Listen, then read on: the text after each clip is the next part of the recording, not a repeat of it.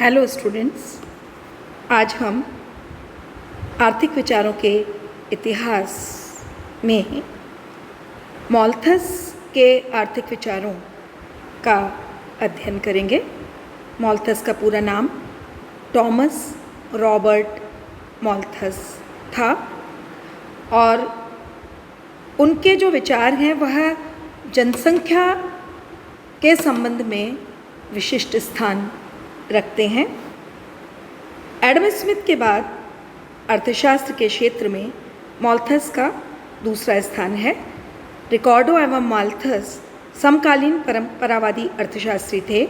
ये दोनों निराशावादी अर्थशास्त्रियों के रूप में माने जाते हैं और वह स्वयं भी अपने आप को निराशावादी मानते थे।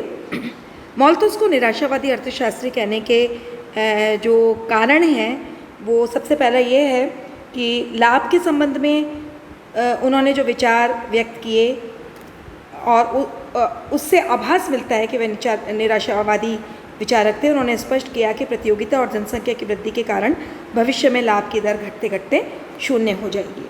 दूसरे जो उनके जनसंख्या संबंधी विचार थे, मॉल्थस को छोड़कर अन्य प्रतिष्ठित अर्थशास्त्रियों को जनसंख्या वृद्धि की ज़्यादा चिंता नहीं थी। स्वयं एडम स्मिथ जनसंख्या के बारे में आशावादी थे। उस समय ये समझा जाता था कि बढ़ती हुई जनसंख्या से व्यापार, उद्योग, धंधे सबका विकास होगा और ये आवश्यक है, इसलिए जनसंख्या का बढ़ना आवश्यक है। और उस समय क्या था कि जिस गति से आर्थिक संसाधनों का विकास हो रहा था उसकी तुलना में जनसंख्या बहुत कम थी।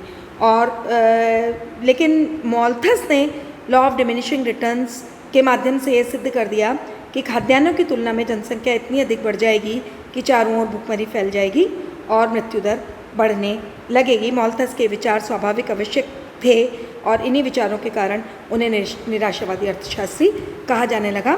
और एक उनके अति उत्पादन संबंधी भी विचार थे। मॉल्थस के पूर्व के अर्थशास्त्रियों ने आशावादी विचार प्रस्तुत किए थे और उन लोगों के समक्ष उन्होंने लोगों के समक्ष जो बातें रखी वह मानव समाज के लिए कल्याणकारी थी।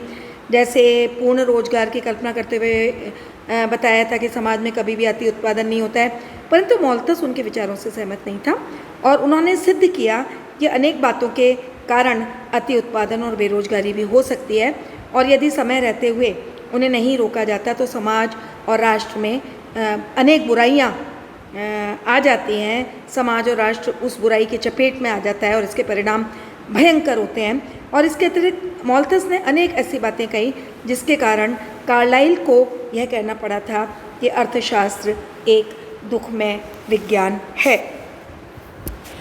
मॉल्थस के विचारों को स्वाभाविक रूप से उस समय की परिस्थितियों ने बहुत प्रभावित किया था। किसी भी व्यक्ति के विचारों पर उस समय और काल की परिस्थितियों का विशेष प्रभाव रहता है। तो उनके जो विचार थे उन पर जिन घटनाओं का मुख्य रूप से प्रभाव पड़ा वह अगर हम डिस्कस करें तो सबसे पहले औद्योगिक क्रांति। मॉल्थस के समय इंग्लैंड में औद्योगिक क्रांति अपनी चरम सीमा पर पहुंच गई थी और इस क्रांति से एक ओर तो गिने चुने पूंजीपति रातों रात धनी बन रहे थे और दूसरी ओर श्रमिकों का शोषण हो रहा था। श्रमिकों से अत्यधिक काम लिया जाता था और औद्योगिक क्रांति के दुष्परिणामों के फलस्वरूप बेकारी, भुखमरी, वर्ग संघर्ष आदि समस्याओं ने इंग्लैंड को जकड़ लिया था। दूसरा प्राकृतिक प्रकोप। अकाल और युद्धों के कारण इंग्लैंड की दशा बहुत अधिक शोचनीय हो गई थी। उस समय कॉर्न लॉ यानी गल्ले का कानून था, वह भी किसी प्रकार से दशा को सुधार नहीं सका। इंग्लैंड की दशा का वर्णन करते हुए रोजर्स ने लिखा है कि जब यह देश प्रायः सारे सभ्य संसार से युद्ध कर रहा था, कम से कम पूरा देश अकाल जैसी अवस्था से पीड़ित था और हर जगह मूल्य बढ़ गए थे। ऐसा अनुभव हो रहा था कि देश बुरी फसलों के ऐसे दुष्चक्र में फंसा हुआ है जिनकी पुनरावृत्ति एक रहस्यमयी ढंग से हो रही थी। मॉल्थस पर पूर्ववर्ती विचारधारा का भी प्रभाव था। मॉल्थस से पूर्व वणिकवादियों और प्रकृतिवादियों ने जनसंख्या के बारे में आशावादी विचार प्रस्तुत किए और राष्ट्र की शक्ति और संपत्ति को बढ़ाने के लिए वह जनसंख्या वृद्धि के पक्ष में थे, परंतु मॉल्थस उनके विचारों से सहमत नहीं था। सामाजिक परिस्थितियाँ यदि हम देखें तो इंग्लैंड की आर्थिक और सामाजिक परिस्थितियाँ दिन पर दिन खराब होती जा रही थी। कोई सुधार की आशा नहीं थी और इन परिस्थितियों में मॉल्थस के विचारों को निराशावादी होना स्वाभाविक था। समकालीन जो विद्वान थे उनका प्रभाव भी मॉल्थस पर पड़ा। मॉल्थस के समकालीन विद्वान समय समय पर ऐसे विचार दे रहे थे, जैसे डेविड ह्यूम ने अपनी पुस्तक ऐसे on the population of ancient Nations में कुछ प्राचीन देशों की बढ़ती हुई जनसंख्या का अनुमान लगाया। टाउसेन ने बताया था कि मानवीय विवेक क्रियाशील न होने के कारण जनसंख्या तेजी से बढ़ती है और इससे कष्ट, अभाव, बेकारी, मृत्यु दर आदि को बढ़ावा मिलता है। सर वॉल्टर रेले ने हिस्ट्री ऑफ द वर्ल्ड 1652 में यह तर्क दिया था कि जनसंख्या जीवन निर्वाह के साधनों की अपेक्षा बहुत अधिक बढ़ जाती है, किंतु युद्ध और बीमारियों ने इस वृद्धि पर नियंत्रण लगा दिया है। लोग अधिक संख्या में क्यों मरते हैं? इस प्रश्न के उत्तर में उन्होंने कहा था कि वे वृद्धावस्था के कारण नहीं मरते हैं और न ही वे प्रकृति के साधारण तरीके से मरते हैं, बल्कि अकाल, युद्ध और बीमारी उन्हें मार डालती है।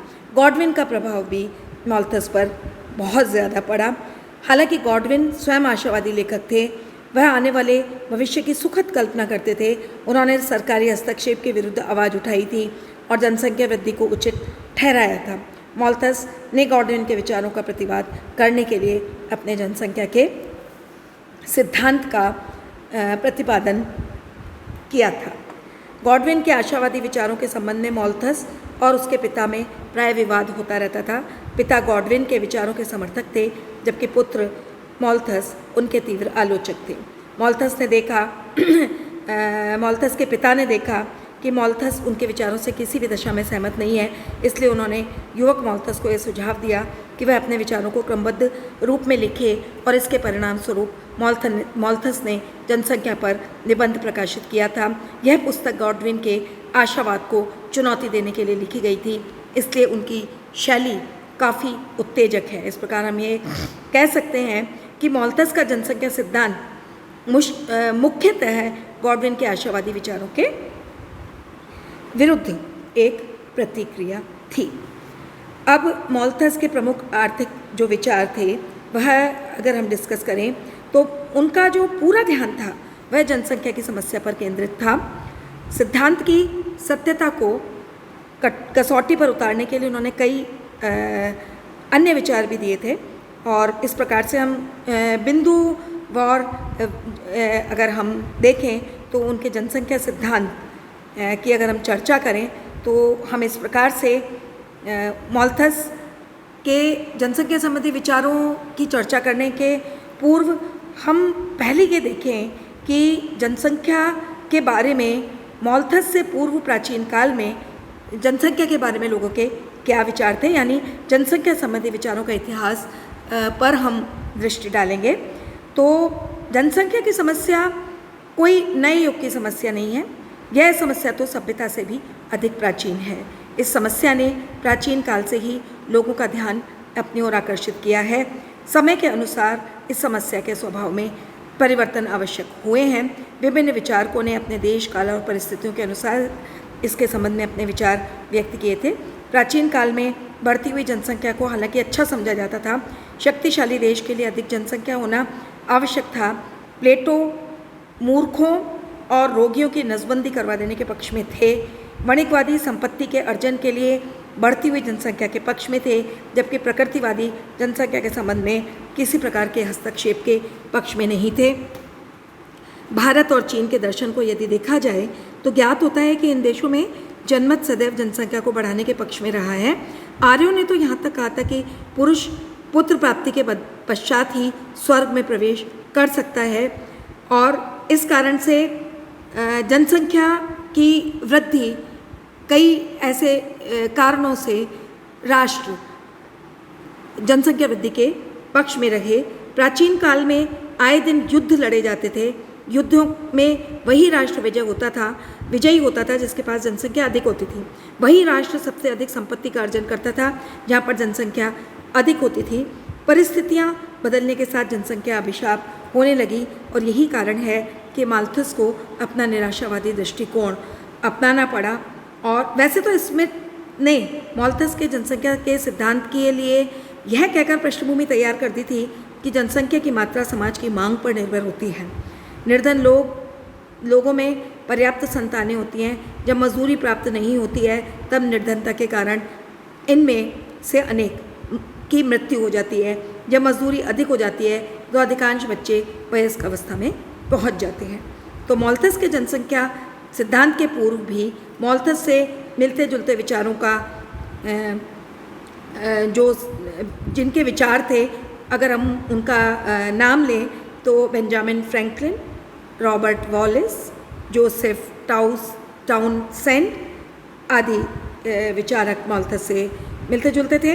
परंतु मॉल्थस की बुद्धिमानी इसमें थी कि उन्होंने जनसंख्या की समस्या को एक सिद्धांत के रूप में प्रस्तुत किया। अब जनसंख्या सिद्धांत की अगर हम चर्चा करें तो जनसंख्या सिद्धांत की जो व्याख्या है, हम मॉल्थस के जनसंख्या सिद्धांत को निम्न बिंदुओं के अंतर्गत एक्सप्लेन कर सकते हैं। सबसे पहले अगर हम देखें सिद्धांत की मान्यताएं, तो मॉल्थस ने जनसंख्या सिद्धांत का प्रतिपादन निम्न मान्यताओं के आधार पर किया था। पहला, कृषि कला में उत्पत्ति ह्रास नियम लागू होता है। दूसरा, व्यक्ति में सेक्सुअल अर्ज यथा स्थिर है, इसलिए उसमें संतान उत्पत्ति की इच्छा यथा स्थिर है। तीसरा, मॉल्थस के अनुसार जीवन स्तर और जनसंख्या के बीच धनात्मक संबंध होता है। जैसे जैसे जीवन स्तर बढ़ता है जनसंख्या बढ़ती है, और जीवन स्तर घटने पर जनसंख्या घटती है। अब यदि हम देखें, ये तो सिद्धांत की मान्यताएं थी। जनसंख्या के बारे में मॉल्थस के निष्कर्ष क्या थे? तो इन मान्यताओं के आधार पर निम्न निष्कर्ष जनसंख्या के संबंध में मॉल्थस ने निकाले हैं। पहला, व्यक्ति का जीवन खाद्यान्नों पर निर्भर करता है। जनसंख्या वृद्धि आवश्यक रूप से जीवन निर्वाह के साधनों द्वारा सीमित होती है।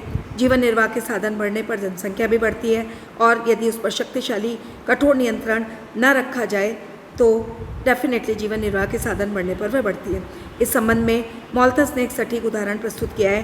प्रकृति ने भोजन की मेज को सीमित अतिथियों के लिए ही लगाया है। जो बिना निमंत्रण के आएंगे उनको आवश्यक रूप से भूखा मरना पड़ेगा। दूसरा, उन्होंने ये बताया, मनुष्य में सेक्सुअल अर्ज जो है वो तीव्र होती है। परिणामतः जनसंख्या खाद्य सामग्री की तुलना में तेज़ी से बढ़ती है। उन्होंने बताया कि जनसंख्या वृद्धि ज्योमेट्रिकल प्रोग्रेशन में बढ़ती है, जैसे 1, 2, 4, 8, 16, 32, और खाद्य सामग्री मैथमेटिकल प्रोग्रेशन में बढ़ती है, अर्थात 1, 2, 3, 4, 5 इस क्रम में। तो इन दोनों में गैप बढ़ता चला जाता है। तीसरा, प्राकृतिक नियमों के अनुसार व्यक्ति के लिए भोजन आवश्यक पदार्थ है। इन दोनों असमान शक्तियों के प्रभाव को आवश्यक रूप से बराबर बनाए रखना चाहिए। नेक्स्ट है, मॉल्थस के अनुसार जनसंख्या और खाद्यान्नों के बीच जब संतुलन भंग हो जाता है तो फिर से संतुलन कायम रखने के दो उपाय हो सकते हैं। एक तो होता है प्रतिबंधक अवरोध। इसके अंतर्गत उन्होंने ये सुझाव दिया है कि लोग नैतिक संयम, ब्रह्मचर्य का पालन, देर से विवाह आदि बातों को अपना सकते हैं। और दूसरा उन्होंने बताया है प्राकृतिक अवरोध। मॉल्थस के अनुसार यदि लोग जनसंख्या की बाढ़ को स्वयं रोकने में सफल नहीं होते हैं तो प्रकृति स्वयं जनसंख्या एवं खाद्यान्नों के बीच में संतुलन स्थापित करेगी, और प्रकृति के द्वारा यह संतुलन बाढ़, अकाल, भुखमरी, बेकारी, बीमारी और महामारी के द्वारा स्थापित किया जाएगा। अब प्रश्न यह उठता है कि दोनों उपायों में से कौन सा उपाय श्रेष्ठ है। इस संबंध में मॉल्थस का कहना था कि प्रकृति का कोई न कोई नियम जनसंख्या की वृद्धि को अवश्य रूप से रोकेगा। उचित तो यही होगा कि लोग इस पर स्वयं रोक लगाएं। और उन्होंने ईसाइयों से कहा था कि धार्मिक ग्रंथ हमारे कर्तव्य के रूप में स्पष्ट रूप से निर्देश देते हैं कि हमें अपनी सेक्सुअल अर्ज पर विवेकपूर्ण नियंत्रण रखना चाहिए। यदि हम विवेकपूर्ण रहते हैं तो अनिवार्य कष्टों से बच जाएंगे, और यदि हम ऐसा नहीं करते हैं तो प्रकृति जो है हमें अनिवार्य कष्टों में ढकेल देगी। और वह लिखते हैं कि आत्म संयम से उनका तात्पर्य बुद्धिमानी के साथ विवाहों का परित्याग करना और पूर्णतया नैतिक आचरण का पालन करना है। तो इस प्रकार से मॉल्थस ने प्राकृतिक अवरोधों की तुलना में प्रतिबंधात्मक अवरोधों को अधिक महत्व दिया। यदि प्रतिबंधात्मक अवरोध लागू नहीं किए जाते हैं तो प्राकृतिक अवरोधों के द्वारा समाज को अनेक कष्टों का सामना करना पड़ेगा। साथ ही प्राकृतिक अवरोधों के बाद जनसंख्या की जो वृद्धि होगी उसकी वृद्धि दर उसी अनुपात में होगी जैसे घास को काटने के बाद उसमें तेज़ी से वृद्धि आती है। तो इस प्रकार से माल्थस ने प्रतिबंधात्मक अवरोधों के अंतर्गत संयम को ज़्यादा महत्व दिया था। माल्थस पाप व दुष्कर्म के पक्ष में नहीं थे, यानी वह गर्भपात, परिवार नियोजन आदि से जनसंख्या को रोकने के पक्ष में नहीं थे। अब प्रश्न यह उठता है कि क्या उनके जनसंख्या संबंधी जो सिद्धांत थे वह अकाट्य हैं, उनकी कोई आलोचना नहीं की जा सकती। तो स्वाभाविक रूप से इनके सिद्धांतों की बहुत आलोचना भी हुई है और इसके संबंध में ग्रे ने लिखा है कि यह सरलतापूर्वक कहा जा सकता है कि अभी तक किसी सम्मानित नागरिक की इतनी बदनामी और आलोचना नहीं हुई है जितनी माल्थस की। किसी भी उच्च कोटि के लेखक का इतना प्रतिवाद नहीं हुआ जितना माल्थस का। अब इनकी आलोचनाओं के संबंध में हम निम्न बिंदु प्रस्तुत कर सकते हैं। पहला कि इन्होंने कहा था कि जनसंख्या ज्योमेट्रिक प्रोग्रेशन में बढ़ती है, वह सही नहीं है। आलोचकों का मत है कि जनसंख्या की वृद्धि दर को जितना बढ़ा चढ़ा कर बताया गया है वास्तव में वह उतनी तेज़ी से नहीं बढ़ती है। दूसरा, खाद्य सामग्री भी गणितीय अनुपात में बढ़ता है, ऐसा भी सही नहीं है। खाद्यान्नों का उत्पादन के बारे में आलोचक माल्थस के इस विचार से सहमत नहीं थे। उनके अनुसार कृषि कला में सुधार लाकर कृषि के उत्पादन को तेज़ी से बढ़ाया जा सकता है। आलोचकों का मत है कि मनुष्य भरण पोषण के लिए अनाज के अतिरिक्त अन्य चीज़ें, फल फूल, मांस, मछली आदि का भी काम ले सकता है और इन चीज़ों के उत्पादन की दर जनसंख्या की वृद्धि से कहीं अधिक होती है और इसलिए माल्थस के विचारों की आलोचना की गई। नेक्स्ट, माल्थस उत्पत्ति के हास नियम को सही तरीके से नहीं समझा पाए थे। आलोचकों का मत है कि कृषि में उत्पादन हास नियम को वह सही रूप से नहीं समझा पाए थे। कृषि में जो जो श्रम और पूंजी की उत्तरोत्तर इकाइयों को बढ़ाया जाता है, त्यों त्यों भूमि से प्राप्त होने वाली उपज का अनुपात तक कम बढ़ती है। माल्थस ने मान लिया था कि भूमि से अधिक गणितीय अनुपात में ही खाद्य सामग्री प्राप्त की जा सकती है, किंतु उन्होंने ये बुला दिया था कि कृषि में उन्नत साधनों के प्रयोग से खाद्यान्न के उत्पादन को बढ़ाया भी जा सकता है। माल्थस ने इन बातों को भी भुला दिया था कि जब किसी देश में खाद्यान्नों का उत्पादन कम होता है तो उसकी भरपाई विदेशों से अनाज आयात करके प्राप्त की जा सकती है। नेक्स्ट, रहन सहन का स्तर बढ़ने पर माल्थस ने यह बताया था कि जनसंख्या बढ़ती है। आलोचकों ने कहा है कि रहन सहन का स्तर का संबंध जनसंख्या के साथ स्थापित करके उन्होंने बड़ी भूल की थी। जीव विज्ञान हमें यह बताता है कि शिक्षा, सभ्यता और रहन सहन के स्तर में सुधार के साथ साथ जनसंख्या बढ़ती नहीं परंतु वह घटती है। जैसे जैसे व्यक्ति का नैतिक एवं मानसिक विकास होता है वैसे वैसे उसकी संतानोत्पत्ति की दर भी घटती है। ऐसा व्यक्ति हमेशा अपने रहन सहन के स्तर को बढ़ाने के लिए देर से विवाह करता है या फिर विवाह के बाद देर से संतान पैदा करता है और वास्तव में एक शिक्षित परिवार के सामने एक बच्चा या एक कार का प्रश्न रहता है। शिक्षित व्यक्ति बच्चे की अपेक्षा ज़्यादातर, ऐसा आलोचक कहते हैं, कार प्राप्त करना उपयुक्त समझता है और वह पहले कार प्राप्त करके बच्चा बाद में पैदा करना चाहता है, ऐसा आलोचकों का मत है। अतः माल्थस का ये कहना कि रहन सहन के स्तर बढ़ने से जनसंख्या बढ़ती है पूर्णतया गलत है। बल्कि निर्धन और अशिक्षित जो परिवार है उनमें बच्चे ज़्यादा होते हैं और इसलिए जैसे जैसे इस वर्ग के लोगों की मजदूरी बढ़ती है वह विवाह करने लगते हैं, अधिक से अधिक संतान उत्पन्न करना प्रारंभ कर देते हैं। और जैसा हम अर्थशास्त्र में एक सेंटेंस इंडियन इकोनॉमी में भी पढ़ते हैं कि जनसंख्या इसलिए भी अल्पविकसित राष्ट्रों की ज़्यादा होती है क्योंकि जो ज़्यादातर परिवार गरीब होते हैं और गरीब ज़्यादा बच्चे पैदा करते हैं, क्योंकि बच्चा जब पैदा होगा तो उनकी मानसिकता यह रहती है कि बच्चा खाएगा एक मुँह से और कमाएगा दो हाथों से। तो यह भी कथन माल्थस के विपरीत जाता है। और उन्होंने ये बताया कि जन्म देने वाला जो व्यक्ति होता है वह केवल मुंह लेकर नहीं आता। आलोचकों का मत है कि जो बच्चा जन्म लेता है केवल मुंह लेकर नहीं आता और अपने साथ दो हाथ भी लाता है और इन हाथों से ही वह अपना और अपने परिवार का भरण पोषण करता है। तो व्यक्ति समाज के लिए बाहर नहीं होता बल्कि वह कुछ समय पश्चात कुछ न कुछ समाज को देता ही है। जनसंख्या की समस्या उचित वितरण की समस्या है। मॉल्थस ने भुखमरी, बेरोजगारी, बीमारी का कारण बढ़ती हुई जनसंख्या को बताया, जबकि आलोचकों का कहना है कि यह समस्या जनसंख्या के आकार की नहीं बल्कि उचित वितरण की समस्या है। प्रायः देखा गया है कि किसी देश में जनसंख्या की अपेक्षा उत्पादन अधिक होता है, परंतु न्यायोचित वितरण व्यवस्था नहीं होती। इसके कारण से विसंगतियाँ समाज में देखने को मिलती है। मॉल्थस के जनसंख्या सिद्धांत की इतिहासकारों ने बताया है कि पुष्टि नहीं होती है। अत्यधिक जनसंख्या में जिन भयावह परिणामों की बात मॉल्थस ने कही थी, वे परिणाम कभी भी देखे नहीं गए हैं। इसलिए कहा जाता है कि मॉल्थस की सभी आर्थिक भविष्यवाणियाँ तथ्यों के द्वारा गलत प्रमाणित हो चुकी हैं और उनके सिद्धांतों ने नैतिक दृष्टि से घृणित प्रकार के व्यवहारों को जन्म दिया है। जिस समय मॉल्थस ने जनसंख्या सिद्धांत की व्याख्या की, उस समय आज के बराबर जनसंख्या नहीं थी, जबकि आज जनसंख्या बहुत अधिक हो गई है। फिर भी जहाँ जनसंख्या बढ़ी है वहाँ इतनी समस्या देखने को नहीं मिलती है जिसका संकेत मॉल्थस ने किया था, क्योंकि जनसंख्या बढ़ने के साथ ही राष्ट्रीय आय और प्रति व्यक्ति आय भी वहाँ की बढ़ी है। जनसंख्या की वृद्धि को रोकने के लिए मॉल्थस ने जो विचार दिए हैं वह व्यावहारिक नहीं है। विशेष रूप से आत्मसंयम का जो सुझाव दिया है वह व्यावहारिक नहीं है। जहाँ तक संयम की बात है, सिद्धांत में संयम तो उपयुक्त है, परंतु व्यवहार में लागू करना कठिन है। केवल चेतावनी या उपदेश देकर जनसंख्या की वृद्धि को नहीं रोका जा सकता। आगे निराशावादी दृष्टिकोण। आलोचकों का मत है कि मॉल्थस निराशावादी था।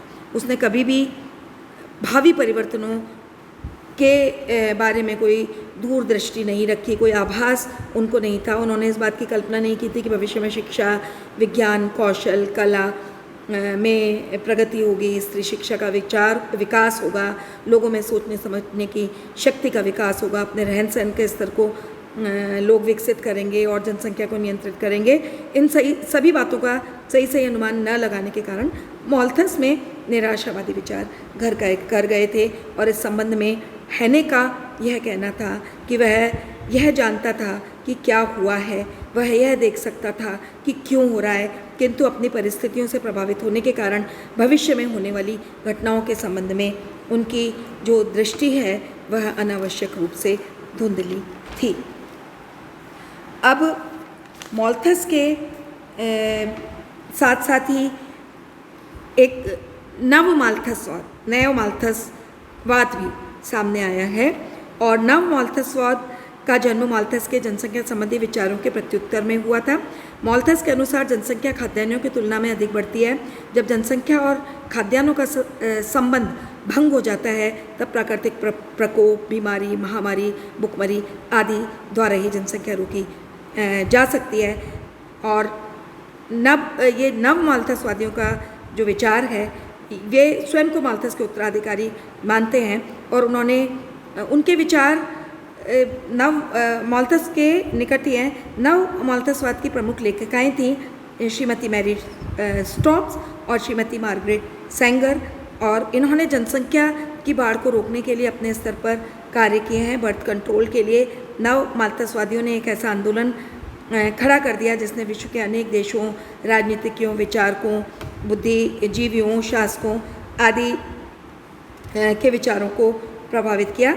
इनका विचार यह है कि कामेच्छा और संतानोच्छा में अंतर है। उनका ये विचार मॉल्थस के विचार से मेल नहीं खाता है और जैसा कि जी डेवन रिस ने लिखा है, काम वासना जीवधारियों की एक प्राकृतिक इच्छा है जो सभी व्यक्तियों में पाई जाती है, जबकि संतान पैदा करने की इच्छा का उदय विभिन्न स्थानों व समय में सामाजिक व धार्मिक परिस्थितियों के अनुसार होता है। तो इस प्रकार से माल्थसवाद के बाद नव माल्थसवाद भी हमारे सामने आता है और अब हम यदि मूल्यांकन करें तो हम ये कह सकते हैं कि जनसंख्या सिद्धांत में मॉल्थस के विचार नव माल्थसवाद के से भिन्न थे। मॉल्थस ने कृत्रिम अवरोधों को चुपचाप स्वीकार कर लिया था। संभवतः मॉल्थस के इन्हीं विचारों से प्रभावित होकर नव माल्थसवादी खुलकर कृत्रिम अवरोधों का प्रचार करने लगे थे, इसलिए वे अपने आप को मॉल्थस का उत्तराधिकारी कहने लगे।